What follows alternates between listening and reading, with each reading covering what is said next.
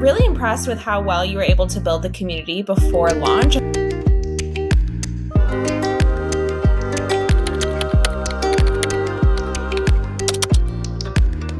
Rebecca, welcome to the podcast. I'm so excited that you're here. Thank you. It's great to be here, Maddie.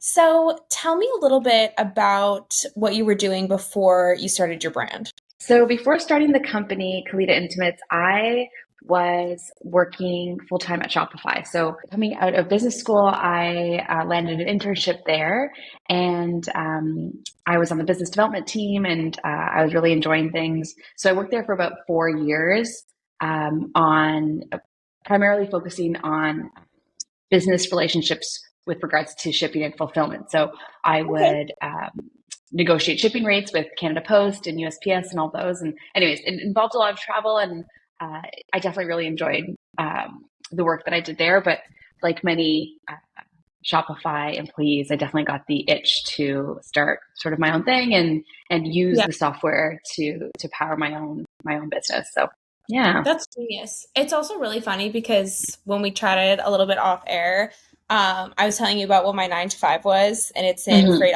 pay, which is like, to me, so niche. But then you were low key like, oh yeah, I used to work in logistics. And I was like, no way. Yeah. I understand those words. Yeah.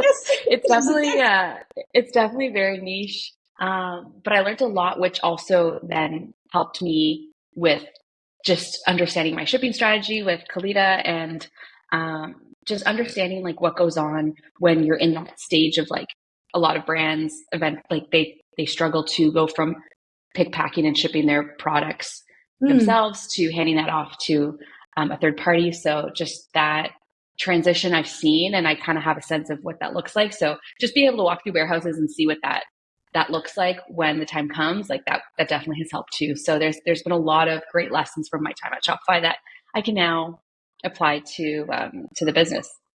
I think it's so weird how that works out, because where I'm at right now, I'm feeling the exact same. Like there's so much that I'm learning right now that I'm applying to myself and like my own side hustles. And it's just so wild sometimes how like the universe just kind of sets you up and you're able to be a sponge and absorb as much as you possibly can before moving to the next. Because I'm sure, especially with like any sort of retail or, direct to consumer products, shipping is crazy complicated, and you don't realize that, because I think like as a regular person, our idea of shipping just means like you go to the post office and you send something out.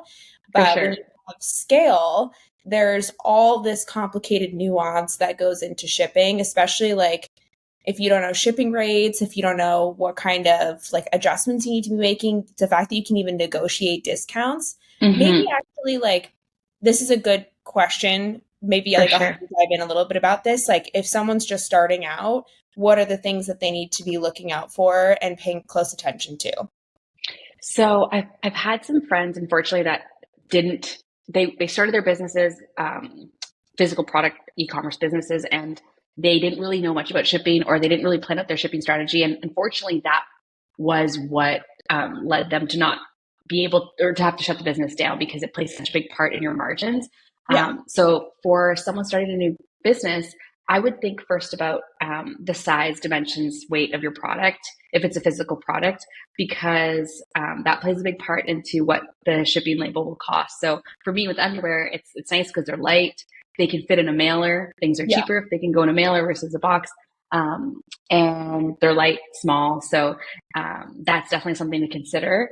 And just getting a sense of like what those rates cost, just to start and baking that into your unit economics, because avoiding that, it'll creep up on you for sure. So there's ways in Shopify to test out shipping rates. If you you can create a custom box, for example, and get a sense of like, okay, the product weighs this much, with the packaging it weighs that much. I'm going to do a test shipment to a customer, let's say in the US, from Canada to the US, or vice versa. And you just kind of get a sense like, okay, should I start? Does it just make sense for me to ship to customers within my country? Or can I get away with shipping to customers outside of my country? So I typically recommend starting within your country, just to kind of get a lay of the land of what things cost to get things within your country. And it's interesting too, because, you can ship to a customer that's in a city not very far from yours, or even within your city. But if they happen to be living in a very remote area of your city, that label will be very expensive. So it's not so much about distance, but more about, is there, couriers in that area often driving by. And so there's like a very complex algorithm to calculate these shipping rates, but just testing and kind of like doing that boring stuff at the beginning, just to really get a sense of, can, does my price point consider the shipping rates that I'm going to have to be dealing with, and how much am I able to eat, and how much do I want to charge customers? Because free shipping there's no such thing as free shipping. Even though we like to see it on Amazon, it's someone's paying for that, right? Yeah. Well, I think also too, Amazon has their own like courier service that's like within their business unit. So I think that's why they can get away with free shipping. But like, it's crazy. I learned so much about shipping, especially like parcel, recently through this job, and it's absolutely bananas. That's like a whole other episode almost. Yeah, we could totally just deep dive into shipping. It's such a complex topic. Yeah. Totally.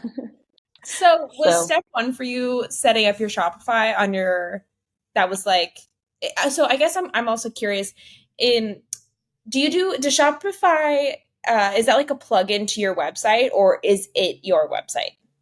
Yeah, good question. So Shopify powers the entire website. So,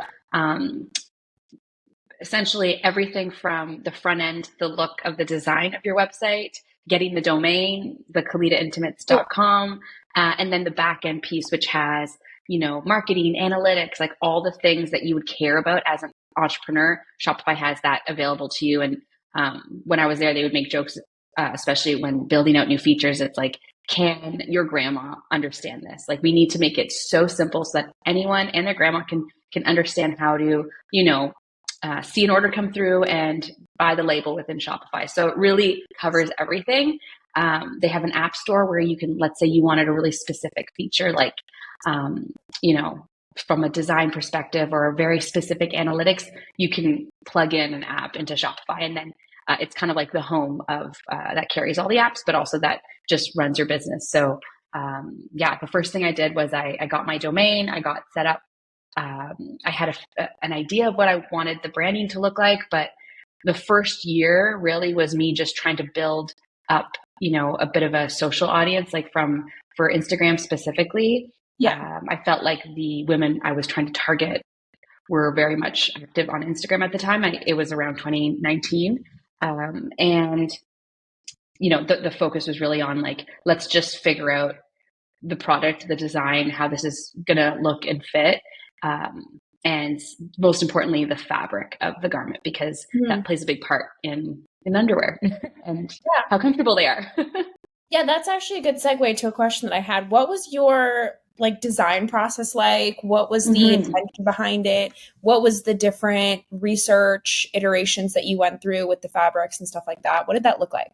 Yeah, so growing up, I was more, and this is sometimes TMI, but I feel like when chatting with girls, it's definitely, we can all relate. I was more prone to infections, like yeast, UTI infections. And so I was an athlete, and I wasn't sure if it was me or, and it's not something that we talk about much. So I would only really go to like my mom and sisters and to just talk about like, okay, what's going on? What am I doing? Like, how do we fix this? And like the major feedback, which is like kind of a tale as old as time. It's like, wear cotton underwear. Like, that'll help you. That's the healthiest, that's the most breathable option when it comes to just vaginal health as a whole. And so, I couldn't really find cotton underwear that was age appropriate, that was flattering and comfortable, that I felt like was me. I think our generation, we very much went to like Victoria's Secret and like those stores that really just, we kind of thought that that's all there was. And what we didn't realize is a lot of these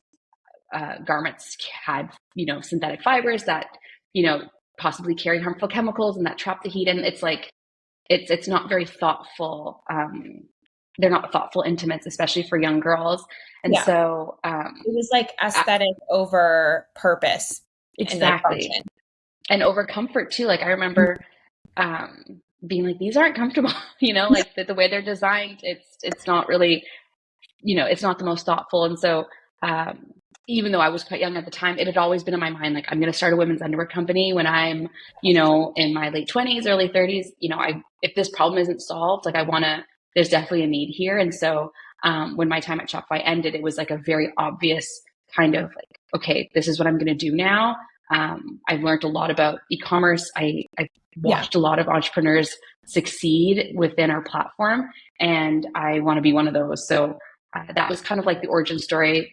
It was me trying to solve a problem that I was facing as a young girl. And after talking about it, the more I talk about it, the more I realize, like, this is something very common. Most women experience. Totally. I think the stats are like over 60% of women have experienced a vaginal infection of some sort in their lifetime. And so that was kind of like the spirit behind the company. The first step was really, okay, let's find fabric that is the healthiest and that's resilient and that is comfortable. And so the first thing I did, I got this great advice from a mentor of mine, and she had suggested that, when entering a new industry, because I was also like, I have a marketing background. I felt a little bit of that imposter syndrome. Here I am going into like be an entrepreneur where I'm going to be a designer and a marketer and all of the things. And so her advice to me was, if you really want to dive into a brand new industry, the best thing to do at the very beginning is to like physically put yourself in that environment where you can just learn the most you can by the people who know and who have been in this industry. So at first I wasn't sure exactly what she meant, because I'm like, that sounds expensive. But what I ended up doing was, where do I go? But, having that advice in my mind, I started thinking about, okay, how am I going to design the product? Fabric was a very big piece of the puzzle, especially if I want to solve this health piece for women. And so I went to this textile conference in New York called Tex World. And since then I've gone a few times because it's been so valuable. But it's essentially, a massive conference where a number of manufacturers and fabric mill and just like garment makers come. And I was really able to just learn a lot about the different fibers out there, sustainable fabrics, the difference between, a jersey versus a knitted fabric. Like there's a lot of lingo that I didn't know, and being able to talk to these people who are very passionate about the topic was really cool. And I came back feeling very like much better about, diving into this space and feeling a bit more prepared for it. So that's kind of where I sort of discovered the fabric, and then started the design process after that. That's so interesting. I feel like if I were you, I would have been like, oh, I'll just Google it. But to actually make the effort to physically go to a conference, which I don't know if it's just me or maybe like our age demographic, but I feel like conferences feel so old and like very corporate. And it's true. But it is I think it's such a great idea, because you are being, like you said, you're physically in the space. I think it's like, maybe it's more that there's the initial awkward behind the idea of like going out and going into a space where you're uncomfortable because maybe you're not an expert and you're surrounded by experts. And so it's kind of like, like, what am I doing here? I don't know anybody. Like, who am I going to talk to? But it's probably like the most valuable thing that you could do because you're physically there. Yeah. And, it's hard I mean, I'm sure there's a lot of information I could have learned on YouTube and just like Googling a lot of this information.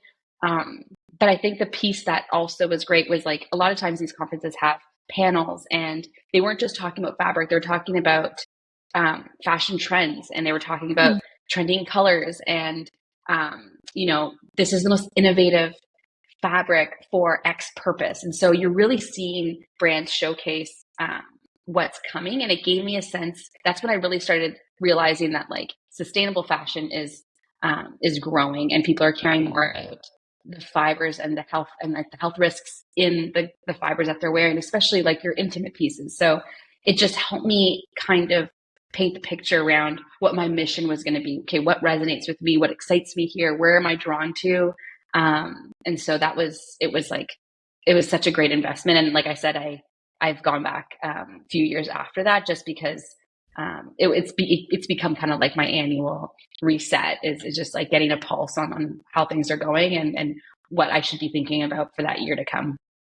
Yeah, I'm so curious if you could tell me more about sort of like what the trends are in terms of um, sustainability, in terms of health. Like, I think there's two separate camps here where in fashion, it's either like, I'm thinking about like Tala, Grace Beverly. She does a lot of sustainable fabrics, but I think a lot of Hmm. that is like recycled plastics. Hmm. With in athletic wear, you have the other camp of people where like anti PFAS, nothing synthetic, on our in our clothes because our skin absorbs that kind of stuff. So I'm curious to know like what your perspective is, what you've learned, what Hmm. you hear the people talking about, maybe like what camp you're in and why. Yeah, that's a really good question. I mean, sustainability is like, it was such a buzzword back in 2019 when I went, and it continued to, like, they had a whole room just filled with, um, you know, fabrics that were using like sustainable fabrics. From the sustainability piece can go from, okay, how is the fabric made? Are they conscious of how much water is being wasted when they're dyeing, the dyeing process? The Hmm. fibers used, are these from trees? Are these from plants? Are these natural fibers? Okay, no, but are they recycled fibers? And then there's the manufacturing process. Was it made sustainably? Do they keep leftover pieces? What do they do with that? Are they thoughtful in how they cut so that they're not wasting fabrics? There's like so many parts of sustainability that Yeah. can be used to say my brand is sustainable.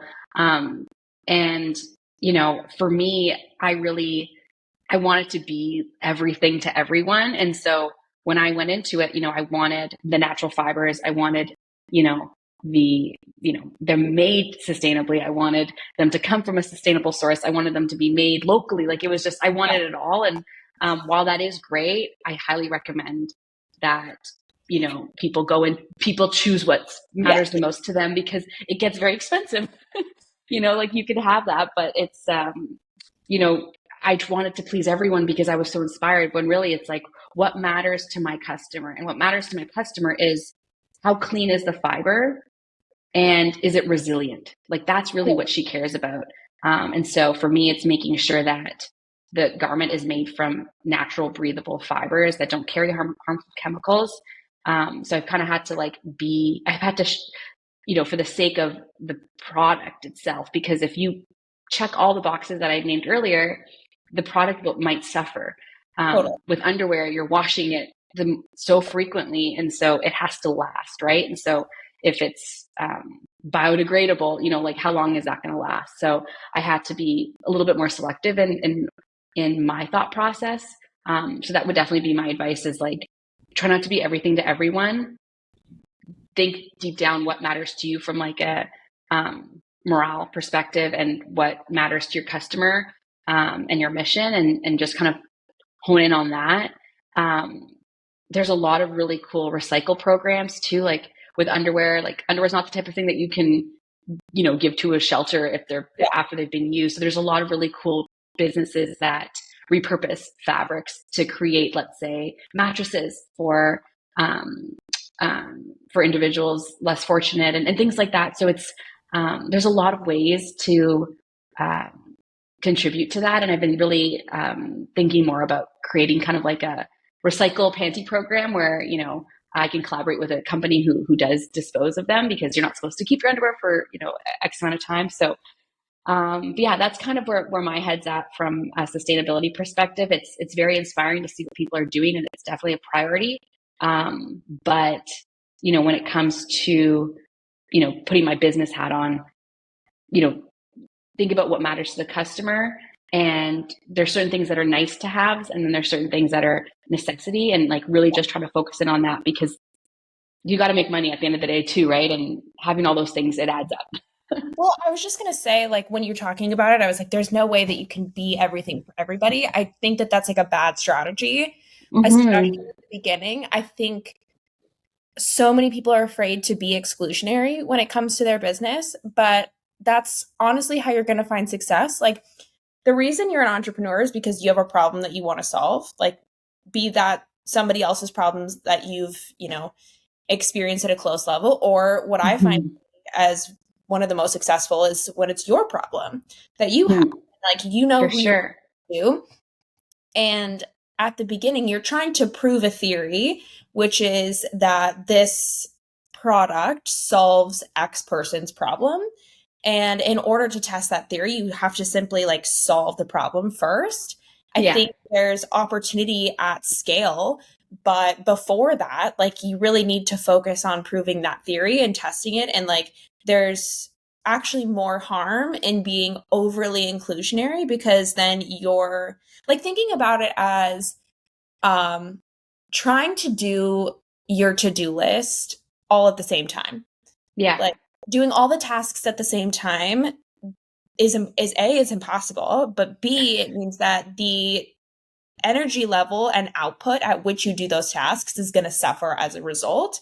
And I think Mhm. when it comes to building a product, it's really like the same principle. You have to be focused on the problem that you're trying to solve, and then when you've developed your base and you're at a good point where you're not like worrying about the success and like the cash behind it, um, Mhm. then maybe there's an opportunity to be like, okay, how can we optimize our manufacturing process for like better sustainable practices, if that's Mhm. where we want to go with it. Because to your point, there's so much that goes into it. And I think for sometimes I think honestly that people say they're sustainable because it's a marketing point and it's not necessarily essential for the product that they're selling. Like, Absolutely.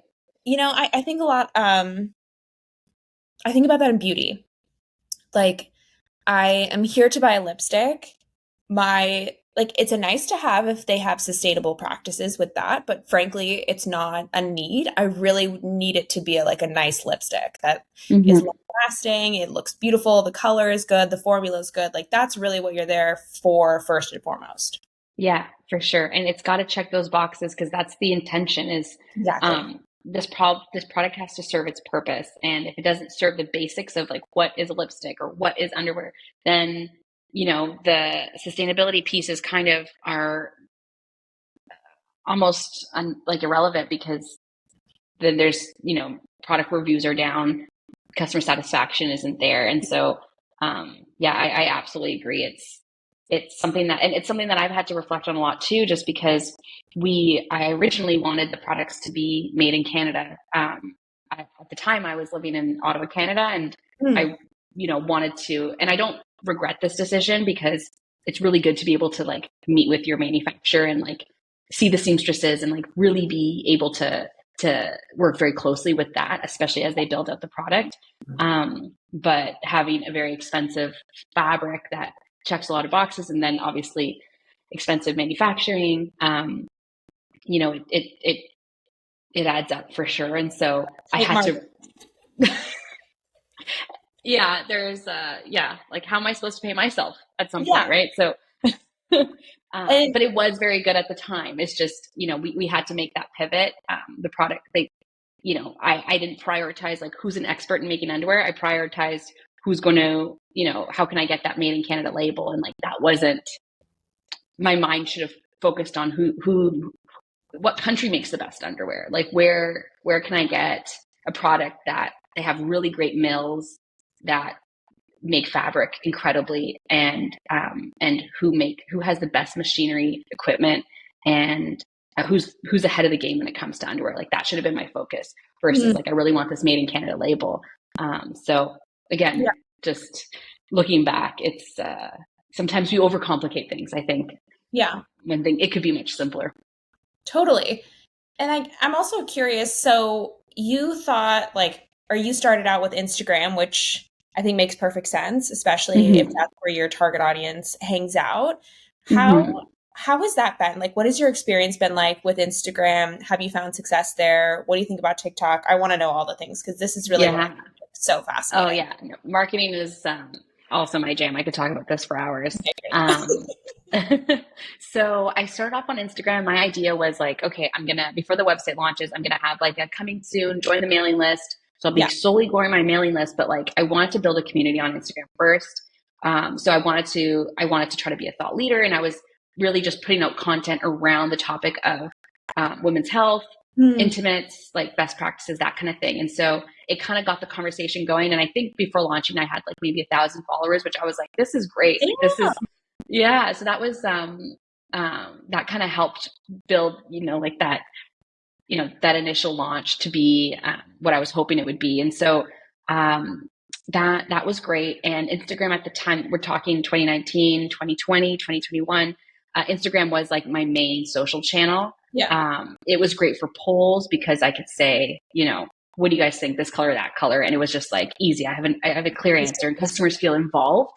They like, even just like, what should I name this color? And like people are voting, and like in the early days, like really involving the community in what was coming is like the best. Like imagine if, you could decide on like what Lulu color of your favorite leggings would come out. Like it's just, not to say that I was Lulu, but it really, it gets people involved and excited just like I am. And so Instagram at the time was great for that. And just like chatting directly with customers through DMs was great.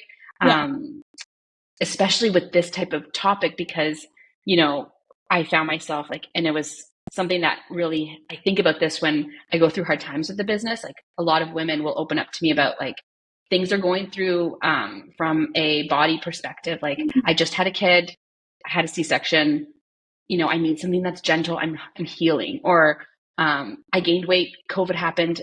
What's the best, like, should I size up? Like, things where it's like, they're not going to post that publicly, but they can talk to someone who's like making them their underwear. And Yeah. I'm in that space. So it was really beautiful to be able to have some of these like very intimate personal conversations with women, and them just like trusting me with their situations and what they were going through. So Instagram was like it was like a big part in sort of like growing that community. Email marketing has been great too. And I feel like that kind of flows into all social channels. Yeah. But, I started running some ads on both Facebook and Instagram, maybe let's say my second year in, and they were good. They were performing, but nothing really ever popped off. And so I was always kind of like hesitant, right? Because as a small business, it's, you don't have much of a marketing budget. And so it was a little bit tough to like, okay, do I really invest in this and see where it can go? Or do I even have the budget to do that? Like I bootstrapped the business myself. So these are, it's the money's going right back into the company. And so I ended up kind of, running very safe ads and just kind of keeping them going in the background, but they never really drove much volume. Only sort of last year did I really start having fun on TikTok, and just and for those listening and who are like on Instagram and Facebook and considering kind of like making that shift to TikTok, the way I found the courage to do it was realizing that community that I built on Instagram and that girl that like that the audience that I know, yes, maybe they're on TikTok, but if I'm starting fresh on TikTok, I can kind of be whoever I want, and I can kind of speak to them however I want, because I don't have a following there. And I just kind of like, I was just really playful on that platform. And I think that's why it performed well, because one, it's a cheeky product. And I feel like people like what works well on TikTok is like saying the thing you're not supposed to say. Right. So It's much different over there. It's much more totally like down to earth. It's much freer. Raw. There's like, there's a lot of room to be silly. Whereas I feel like Instagram is so aesthetic focused, where like, it does have to be pretty. It has to be like relatively safe. Whereas TikTok, like, it's a free for all. So Wild Wild West over there. It totally is. And like the beauty of the algorithm is like you post something and it has a fair chance, just like as if someone with a high following would post. So like I was working with kind of like a paid ad expert at the time, and he was like, just post 3 times a day. I don't care what it is, but like we just got to get you comfortable doing it. You're the face of the brand, get comfortable on camera. And so it just kind of like forced me to stop caring and to just post a lot. And eventually what happened was I would have the occasional video that would go viral. And what was really exciting was I was paying money for ads on Meta, but my TikTok videos, my organic TikTok videos that I wasn't putting in any money to, those were generating sales. And so, Yeah, like there was one day where I was eating dinner and I have one of those Shopify counters where it like flips when you make a Yeah. sale and I could hear it going. Mm. And I was like, wait, what? Like it's late. Like this is kind of weird. And like one of the videos, like I had posted the day before, but it got this wave of momentum and it was just like the sales were rolling in. And I was like, I couldn't even eat. I was like, I gotta go. I want to see what's going on. Where are these people coming from? So it was really interesting to see the impact TikTok had. Yeah. And it really made me question, like, okay, is this the platform that I start putting all my eggs in one basket? Like, is this where I really prioritize my time and budget? And so, what I ended up doing was pulling meta ads, putting that budget into TikTok, and that's kind of been our top of funnel over the last year is just putting out organic content, seeing what naturally kind of creates engagement, generates a bit of buzz, and then put some money behind it. And then, yeah, so that's been, long story short, TikTok is kind of where I'm spending a lot of time right now. Still definitely posting on Reels and keeping things engaged on Instagram, but from a paid ad perspective, that's where I'm seeing the most return. What kind of content are you posting? Like especially I think like dichotomy between Instagram and TikTok. But like if you have good examples of like which ones went viral, like what's the Mm-hmm. different points? Like is it you talking? I want to know all the things. For sure. So it's funny, but you know how I said this TikTok expert that I had hired, he was like post 3 times a day. It was always like the third video that would take off because it's the one that I cared the least about. It Yeah. was like, okay, I just got to get this done. It would be like a shorter version of the video I had just done. Okay. And there would just be less effort. And I was Mm, like, this is so weird. Like this feels like they're messing with me. Like why, like this video was so much better than that one. So it's hard to say what what that formula is, but that's kind of one piece of the pie is like the less polished, the less not effort, but it just feeling like I'm sending this video to my sister because I just want her to know and I'm going straight to the point and there's no bullshit. Like it's just there's no fluff. It's just like okay. direct to the point. So So that's would you film important. something and then like would you film like a whole long video and then you would cut it into three different pieces? Or what was your No, process? so with TikTok, the algorithm really loves when you film natively in the app Okay. and use the app to edit. Edit. So I was trying to do that. Like they have webinars and because I have a business account, so I try to attend a lot of those and I pull sort of like little tips that they share, but they really want you, they want to be completely separate in terms of like creative. They don't want you creating content for all social. They want you creating TikToks. And so I've really tried to use that mentality when I'm creating content. So every video, it's like I created that video. I'm not repurposing it for anything else. Interesting. Um, yeah. So the one piece is, it was just like a weird thing where it was always the third video, the one that's shorter, the one that's less polished, no fluff. What I would often do is speak, like I would put the garment on a mannequin and I would just film the mannequin, talk about the features of the product. So it was always very educational. So I know Hmm. there's different pillars in terms of like what people like on TikTok. I love entertaining content. I love, things that spark emotion, but my pillar, at least with Calita, has been entertaining people and not entertaining people, but educating people, Yeah. keeping it light and playful, but I'm addressing a need of yours and I'm telling you how I've solved it. Or I'm explaining to you, hey, you know, wear underwear under your leggings to the gym because of X, Y, and Z. And so I'm making you think about your habits and I'm teaching you about why certain things are good and bad. And so I now have a OBGYN on my advisory board. So I consult with her a lot just for health tips as well, because I don't want to be, there's a lot of misinformation on TikTok too. So Yeah. I really try to be as accurate as possible. But that's kind of my sweet spot is educational, a good hook. Like, don't say who you are. Like, they don't know you. They just get straight to the point. Hmm. And try to keep it like super raw. Like sometimes one of the videos that went viral, I like mumbled on a word. I think I said, in your 20s, or I was talking about millennials and I misspoke and then I corrected myself and I just kind of laughed it off. But I'm like, I'll still post this, whatever. And that one, people are like, okay, she's human. Like she's not, Yeah. she didn't rehearse this a million times. Yeah, yeah. I heard Yeah. So, something once that changed my perspective about TikTok or I guess social media content in general, is that like the best kind of content is teaching people something they didn't know they needed to know.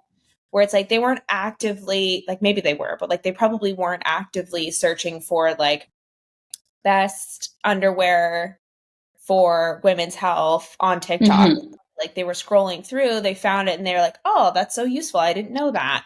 And like Yeah. those are the things that get like shared, saved, liked, commented. What do you think about, is it, do you have like a TikTok community, or do you feel like you're encouraging people to like go to Instagram and then like maybe DM you there to talk more? Like, do you find that Instagram is more of the community foster and TikTok is more Yeah. the reach platform? Totally. TikTok I see as like my top of funnel. I don't get that many DMs on TikTok. I find they're like on Instagram, interacting one to one with followers is a lot easier. Um, it also like syncs with Facebook. Sometimes I get Facebook messages. So with TikTok, I really look at it as like my top of funnel, my outreach. I run ads that drive them to the website. It's actually what I have now is like a landing page for that product with extra information so that they're getting more and then they can shop right out of that page. Yeah. In terms of community, like I get a lot of emails because in my email, in my Klaviyo flows, there's a lot of, there's like this, ongoing conversation where, they buy one product, they'll get an email from me saying, thanks for shopping. Tell me Yeah. about some of your underwear needs or issues. And so, or when they've placed their second order, they get an email from me. This is all automated, obviously, but people respond because it Mhm. is coming from my email, and so there's a lot of communication over email, and then, like I said, DMs on Instagram is definitely where I have like a lot of ongoing conversations with directly with customers, and that's where they'll share photos or they'll share, just this, just like all sorts of things. I feel like people are in their Instagram DMs maybe a bit more than TikTok, so I'm definitely chatting with them everywhere, but that's kind of how it's been working for me. I'm really impressed with how well you were able to build the community before launch. I think that's super impressive. And I think this is Thanks. its biggest issue and challenge. And like it's something that everyone has to face and it's a hurdle everyone has to overcome. It's just the time and Hmm. that is able to be done. So what was your strategy like? Like were you using hashtags? Like, or I guess, also like thinking about it from today's perspective, if you were to do it again, how would Hmm. you go about that? So I think the way I built that community on Instagram before sort of launching the company was just like I was following a lot of people in the space.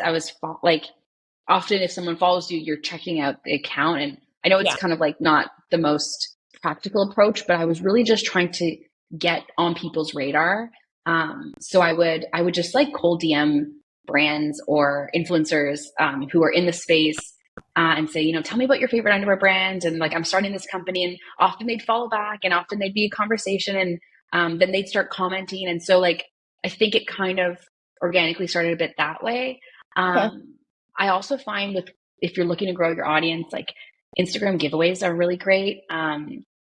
Just collaborating with another brand and saying, follow me, follow them, especially if it's a brand that you would trust, Yeah. showing your entire audience to, because um, sometimes it's like, oh, this brand has a lot of followers, like we should just collaborate. I can get, even if I get 10% of their followers, but like you really have to believe in the business and believe that all these people that are following you would really would appreciate following Yeah. them. So but giveaways have been really great, even if it's just with Calita. Like before launching, I launched a giveaway saying, our launch is coming up, be the first to get your first pair, and then just kind of get people to tag friends, and then it kind of built a little bit of momentum. So I found Yeah. that to be really helpful too.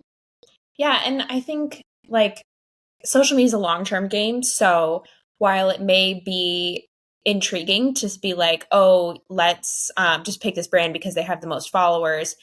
And if you don't genuinely resonate with them and you're not willing to stand behind that choice, it's Hmm. you're essentially just getting like empty followers. You're just getting people who wanted the free stuff, not necessarily someone who cares about your brand, Hmm. like a loyal customer long term, which like kind of For defeats the sure. purpose of the effort of social media. Like if you're gonna do it, I think make it worth your while. Pick Absolutely. influencers, pick brands that you really resonate with in terms of your brand, because then I think Hmm. you'll have like better long term success with that. Otherwise, you're just having to redo the work at some point later down the road. Yeah. And it's like nothing's worse than going to someone's account and seeing that they have a large following, but then looking at the engagement on their posts and it's like very Work. low.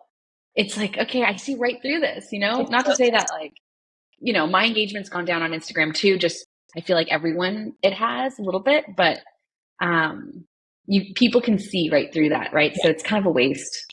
yeah, I totally. totally agree. I'm also curious, do you run your product like in cycles at all? Like, do you guys have, or I guess maybe what I'm trying to ask is, have you launched something where you were like, this is going to be it? Like, the girls are going to love this. This is what they need. And then, like, it flops. And you're like, okay, what do we do now? Yeah. So I have a couple of examples. The first is, and this is kind of going to your point about like trying to be all the things. The first product that I launched was um, like a very complex design. It was like a crisscross front. We called it the cross bikini, and it like was very flattering on. But it was the most complex design. Mm, And while customers loved it, it was like a like as my designer calls it, it was a fashion style versus like a basic. And like so I feel like when launching a company or launching a product, always start as simple as possible because you're going to iterate from that foundation. So starting with a complex product wasn't the best first move. And so while it did do well and people love the style and I introduced it in the thong and it's still one that I love to wear a lot. From a business growth perspective and like an evolution of a product perspective, that wasn't the smartest move to mm, start. And I've taken that into consideration as I like branch out into bralettes and stuff. Like I'm going to start with a really simple tank and then kind of build on it. yeah. So that was one kind of not flop, but one major lesson that I've taken with me. The product that has flopped a little bit, and that I've been really mindful in the learnings from that was our plus size style. So, um, you know, I really wanted to be as size inclusive as possible. As a small business, it's really hard to branch out from the standard extra small to double extra large size range. And, if I'm trying to serve all women and say, all bodies, it's really important to be able to actually have products that expand into sizes that, women don't feel disappointed when you don't have their size, right? So I had this like growing mailing list of women who wanted, sizes 2X to 5X. And it was always kind of something in my mind, like, okay, I'm going to get there. I'm going to get there.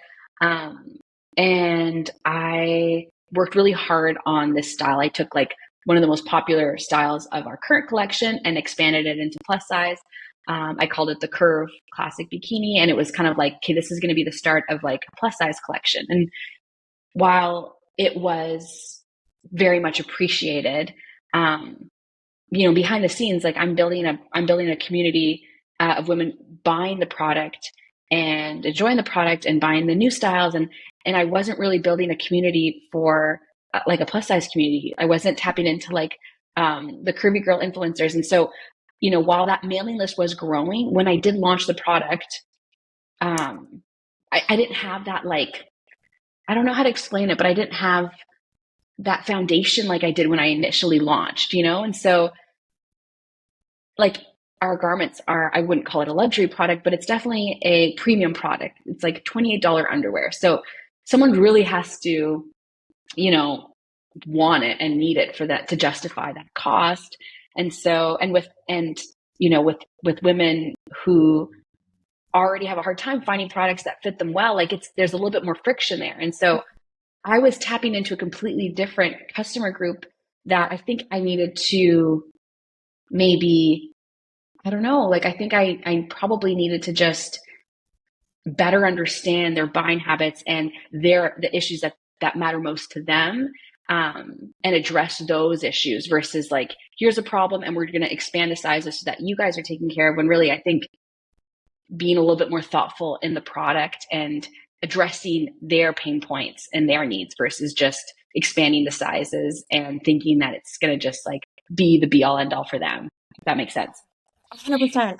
What I'm hearing is it's like you thought that you were just expanding the range of sizes in the product offering that you already have, but what that really meant was you were actually tapping into a new target audience.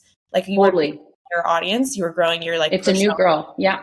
And I need like, obviously before you do product research, you talk to your target audience, you get them to get feedback, like just as you did when you started the community, getting engagement from them. But like, I would have thought the same thing. I would have been like, oh, great. The people are asking. We shall give them what they're asking for. And I thought it was going to be this big splash. And like to this day, people are still buying the Curve collection. I have women who absolutely love it. And I did work with I worked with a handful of those customers who wanted the plus size to do fit samples. And I got feedback. Like I definitely molded the product to really fit well.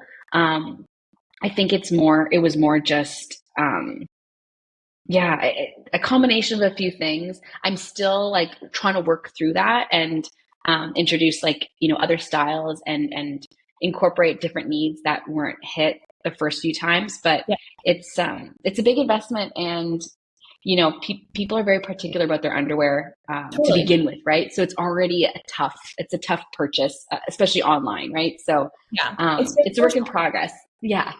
Well, I think totally. Your industry and like what you do is so hard because you come out with a new product, you thinking about how much you've invested in the build up to that in terms of time, money, like strategy, energy, marketing, all the things.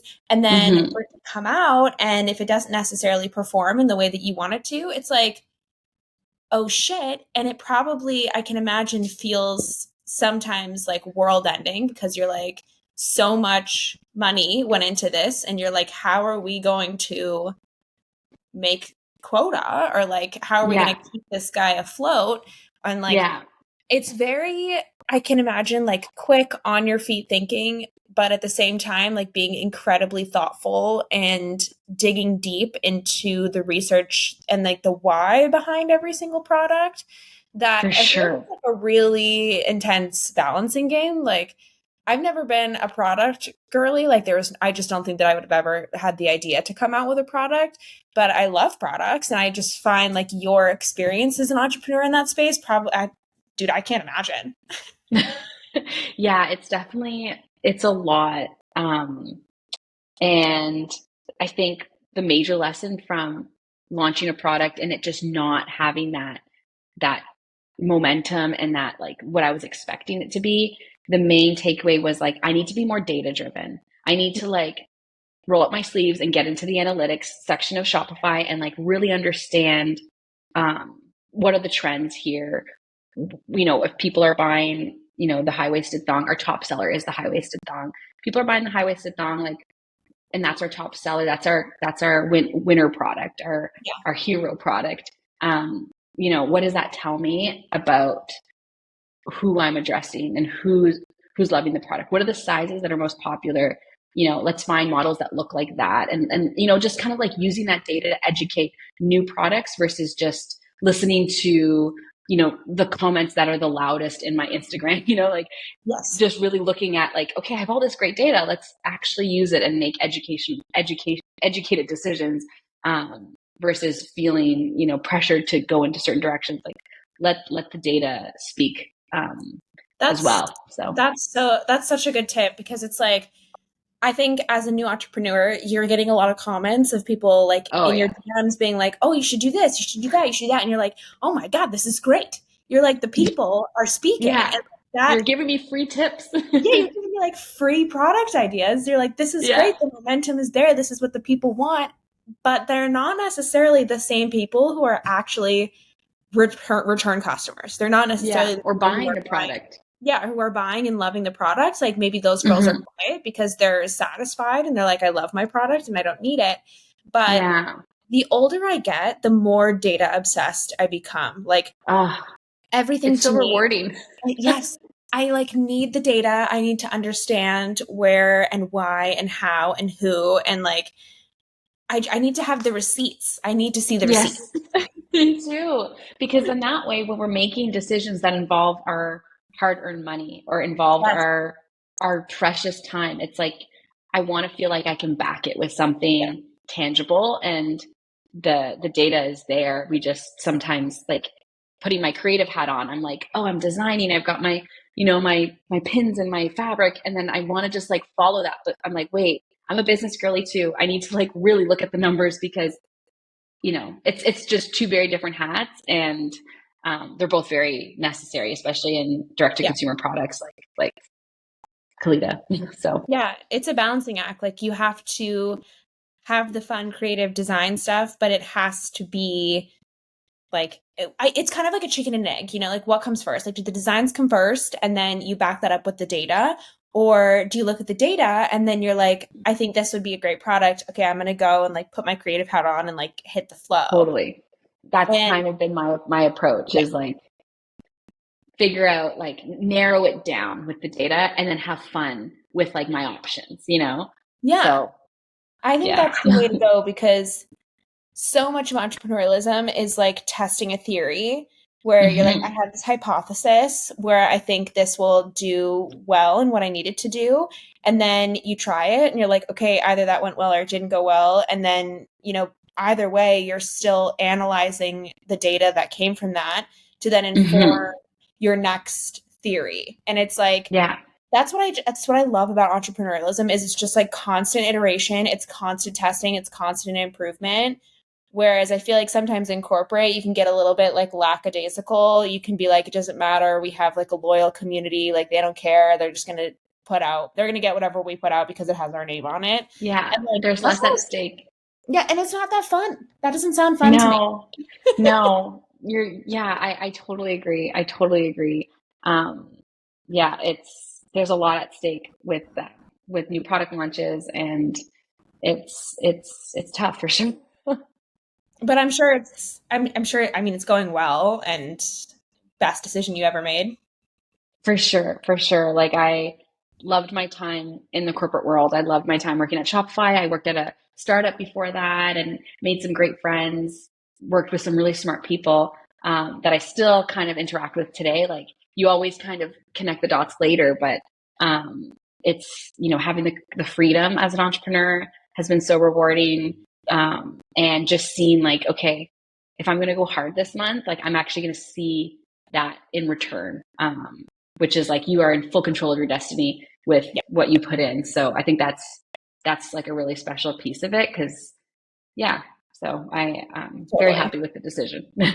Yeah, I think that's something all entrepreneurs can relate to, where it's like if you're working like 9 to 5, you put in all of your effort and you don't necessarily see the ROI on that. Hmm. Whereas, Hmm. like with your business, it's right in front of you and it's so rewarding to see. Hmm. Yeah, it's like my baby. All my friends are having babies, and I'm like, this is my baby right now. Honestly, it's like it, it's everything. You Yeah, gave tears, you gave birth to it. Like it's growing here. basically, it's mine. Totally. I appreciate you understanding that because people often don't like that comparison, and I get it. It's not the same, but it's my whole life right now. So, You like say that to a parent, and they're like, "It's really nothing like that at all." And you're like, does your "Okay, business wake you up at night? Does your business like drain all your money? Yes, but doesn't wake me up at night. maybe sometimes." Yeah, true, true. Horrible dreams. It's Nightmares. Well, this was so fun, Rebecca. Thank you Was so fun. much. This was My such a good pleasure. combo.